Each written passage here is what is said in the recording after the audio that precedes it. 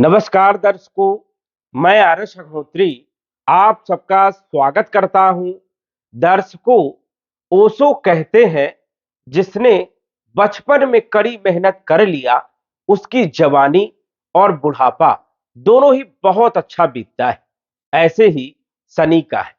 सनी जीवन में बहुत संघर्ष करवाते हैं, क्योंकि कर्म फलदाता है और इसीलिए संघर्ष करना और करवाना सनी को अच्छा लगता है। सनी मेहनत तो करवाते हैं, लेकिन सनी के जैसा पैसा कोई ग्रह नहीं देता। सनी ही सबसे ऊंचाइयों तक पहुंचाने का काम करते हैं। अधिकतर लोग जितने भी रिच हैं, वो सनी के द्वारा ही है, क्योंकि सनी लंबे समय तक प्रभावी होते हैं। सनी का जो प्रभाव होता है, लंबे समय तक देखने को मिलता है। शनि एक राशि में 2.5 वर्ष तक गोचर करते हैं, जबकि कोई भी ग्रह 2.5 वर्ष तक गोचर नहीं करता। और शनि पूरी कुंडली का विचरण करने में 30 वर्ष का समय लगाते हैं। इसीलिए शनि की साढ़े साती भी 30 वर्ष के बाद ही आती है। पूरे जीवन काल में शनि की साढ़े साती 2 से 3 बार अवश्य लगती है। जन्म से लेकर के 30 वर्ष की उम्र में पहली साढ़े साती लगती है और 30 वर्ष से 60 वर्ष के बीच दूसरी साढ़े साती लगती है और 60 वर्ष से 90 वर्ष के अंदर तीसरी साढ़े साती लगती है। जीवन में 2 से 3 ही साढ़े सातियां लगती। जबकि ढैया के बारे में यदि बात करें तो पूरे जीवन काल में ढैया 4 से 6 बार लगती। अब शनि जो है सबसे ज्यादा प्रभावी होते हैं इन वर्षों में। जब भी साढ़े साती लगती है और ढैया लगती है तो सबसे ज्यादा प्रभावी हो जाते हैं और इनका प्रभाव सबसे ज्यादा देखने को मिलता है। इसीलिए ये साढ़े साती ढैया कहलाती है। अब साढ़े साती 7.5 वर्ष की होती है और ढैया 2.5 वर्ष की होती है। तो आज हम चर्चा करने वाले हैं साढ़े साती के बारे में, क्योंकि मेष राशि वालों की शनि की साढ़े साती प्रारंभ होने वाली है। और ये साढ़े साती जो प्रारंभ हो रही है, अभी कुछ ही समय बाकी है, लगभग 2.5 पौने 3 महीने का समय बाकी है। लेकिन शनि का प्रभाव तो प्रारंभ हो चुका है, क्योंकि शनि की साढ़े साती जब भी प्रारंभ होने वाली होती है, वो 3 महीने पहले से ही अपना प्रभाव देना प्रारंभ कर देते हैं। तो साढ़े साती का प्रारंभ है मेष राशि पर शुरू हो गया है और ये किस प्रकार का है, इस पर भी हम चर्चा करेंगे। और साढ़े साती प्रारंभ होगी 29 मार्च 2025 से। पूरी तरह से साढ़े साती प्रारंभ हो जाएगी 29 मार्च 2025 से लेकर के जून 2027 तक शनि की साढ़े साती का पहला चरण चलेगा। हालांकि शनि जो है 4 महीने तक जून 2025 तक मेष राशि में रहेंगे, लेकिन अक्टूबर 2025 से पुनः जो है वक्री गति से गोचर करेंगे और पुनः 4 महीने के लिए शनि की साढ़े साती प्रारंभ हो जाएगी। तो ऐसे में समय थोड़ा बढ़ जाएगा। फरवरी 2028 तक शनि की साढ़े साती का पहला चरण चलेगा, क्योंकि शनि वक्री होंगे तो पुनः पिछले भाव में आ जाएंगे, पिछली राशि में आ जाएंगे। इसलिए शनि की साढ़े साती का कुछ टाइम बढ़ जाएगा। मतलब पहला चरण जो आपका रहने वाला है वो फरवरी 2028 तक रहेगा। अब फरवरी 2028 तक शनि किस प्रकार का प्रभाव डालेंगे, किन किन क्षेत्रों पर शनि का प्रभाव देखने को मिलेगा और हमारे जीवन में शनि का क्या प्रभाव रहने वाला है, इस वीडियो के माध्यम से विस्तार से जानेंगे। तो आइए जानते हैं, सटीक जानकारी की चर्चा करेंगे और पॉइंट टू पॉइंट जो है आपको समझाने का प्रयास करेंगे। फालतू बातें बिल्कुल नहीं करेंगे और इतना सरल समझाएंगे कि हर व्यक्ति के दिमाग में ये समझ में आ जाएगा कि हमें शनि की साढ़े साती में क्या फल मिलने वाला है, क्या सावधानी हमें रखना चाहिए। उससे पहले यह समझिए कि यह फलादेश चंद्र राशि पर आधारित है। यदि चंद्र राशि का पता नहीं है तो नाम राशि से आप जो है जान सकते हैं। शनि की साढ़े साती तब प्रारंभ होती है जब राशि से शनि 12वीं राशि में जो है गोचर करते हैं, या आप कह सकते हैं कि शनि हमारी राशि में, जो हमारी राशि है उस राशि से 12वें भाव में जब शनि का गोचर होता है, हमारे पिछली राशि पर जब शनि आते हैं तब शनि की साढ़े साती का पहला चरण प्रारंभ होगा।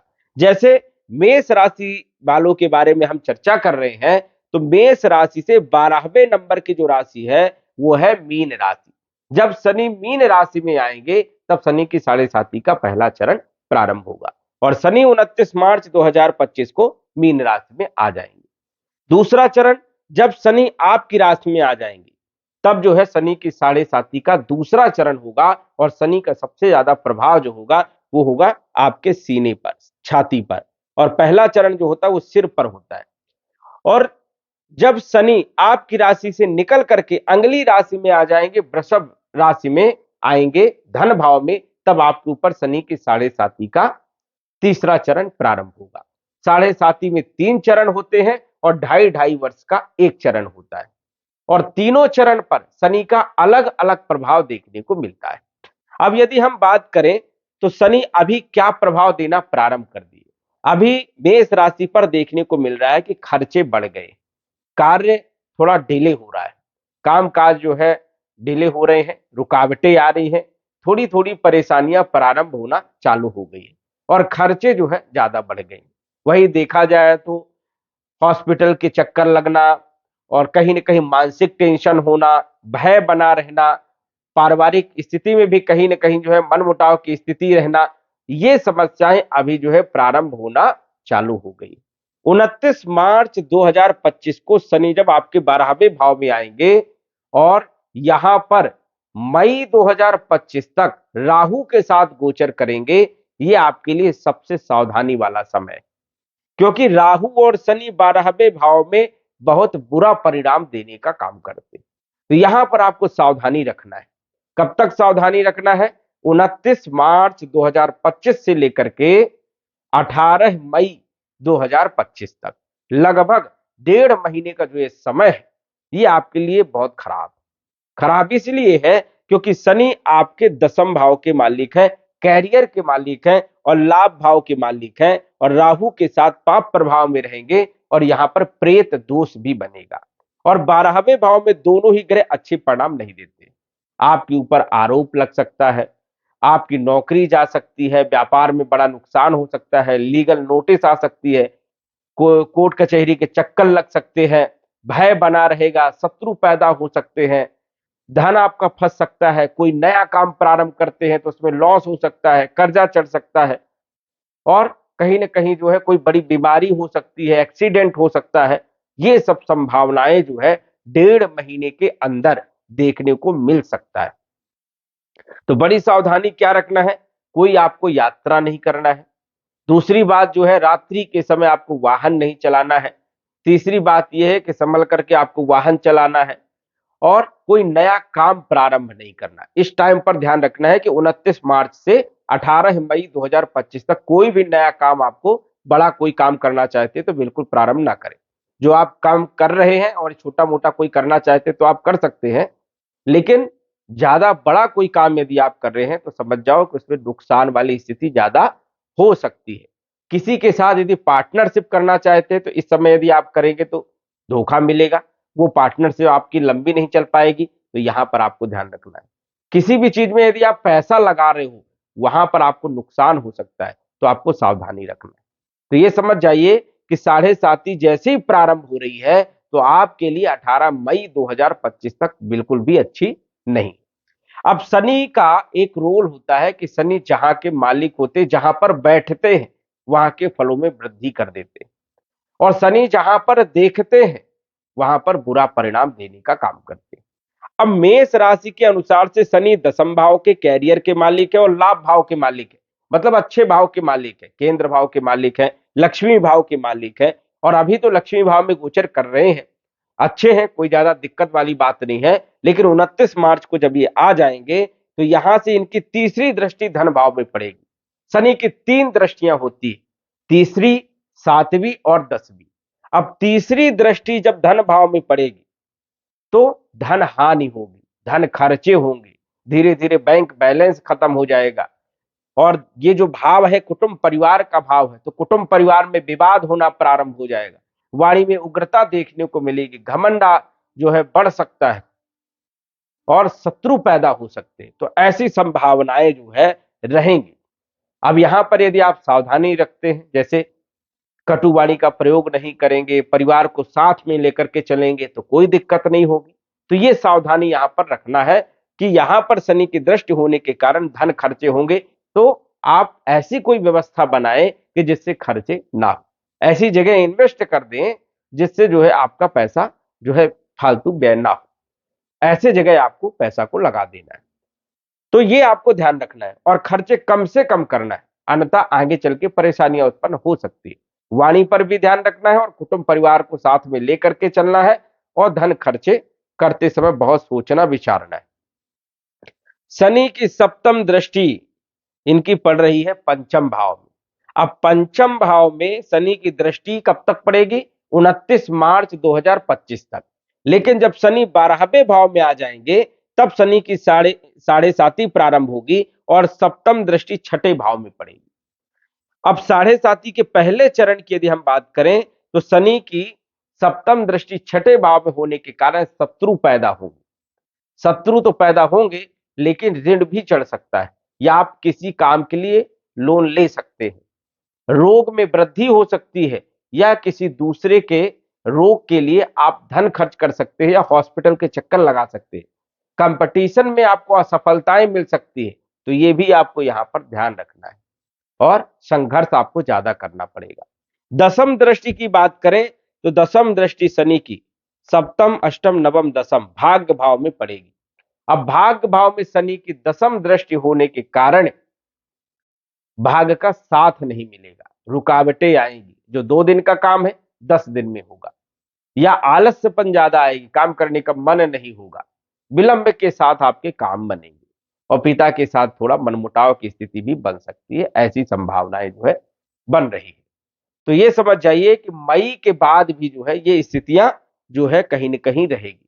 तो इन क्षेत्रों पर थोड़ा आपको सावधान रहना है और यदि यहां से बुरे परिणाम मिल रहे हैं तो संभल करके आपको काम करना है।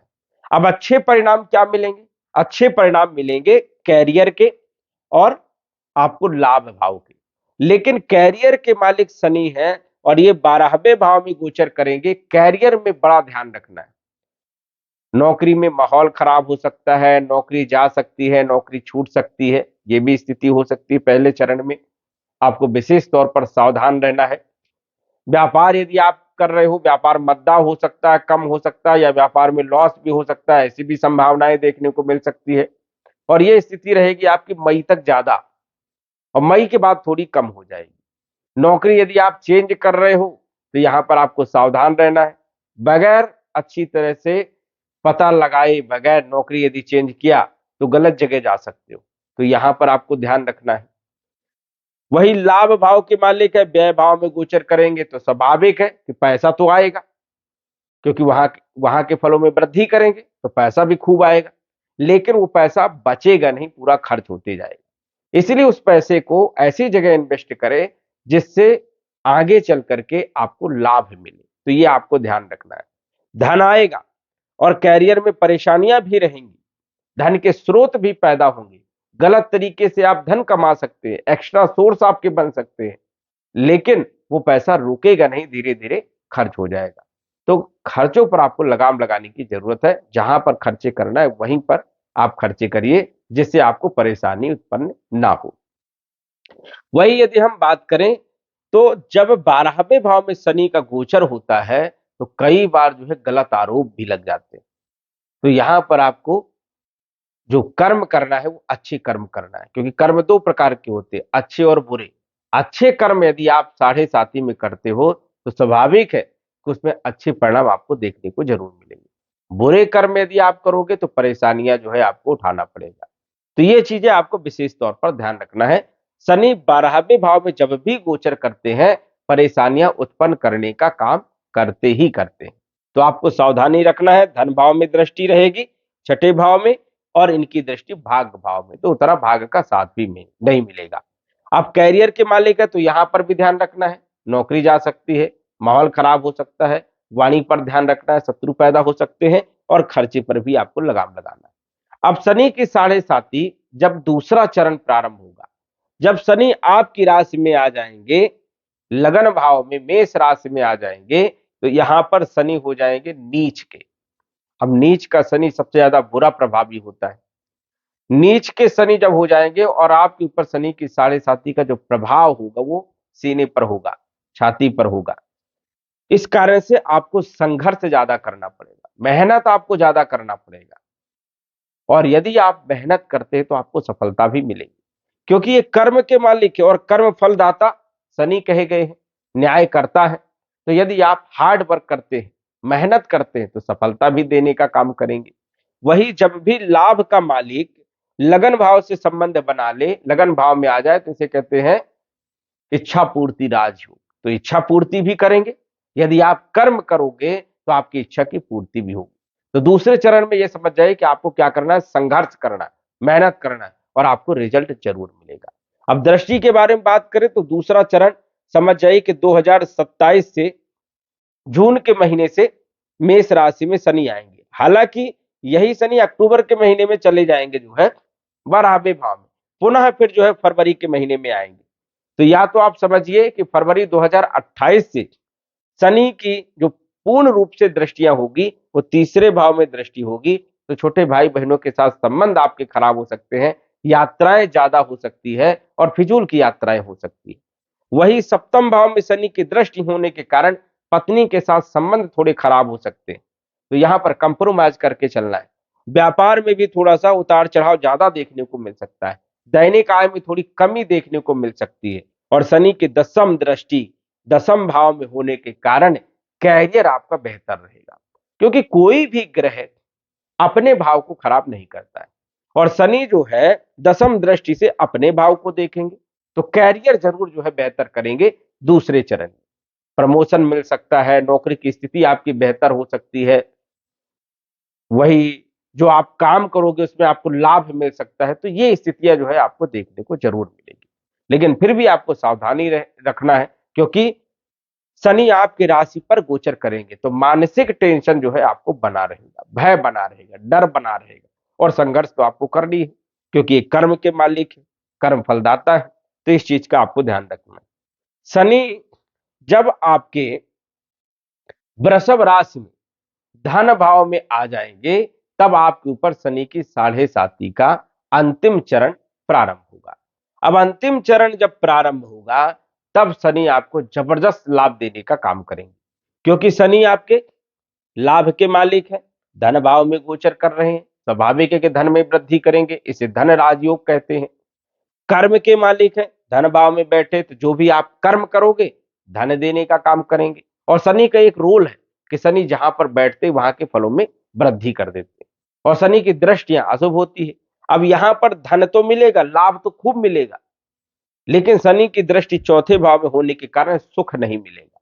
भूमि भवन प्रॉपर्टी मकान वाहन पैसा सब कुछ रहेगा, मन अशांत रहेगा, माता का स्वास्थ्य खराब रहेगा, माता की चिंता बनी रहेगी, और वही जो है नींद नहीं आएगी। तो ये स्थितियां तीसरे चरण में देखने को मिलेगा। लेकिन फाइनेंशियल स्थिति से आपको कोई दिक्कत नहीं रहने वाली, खूब पैसा शनि यहां पर देते हैं।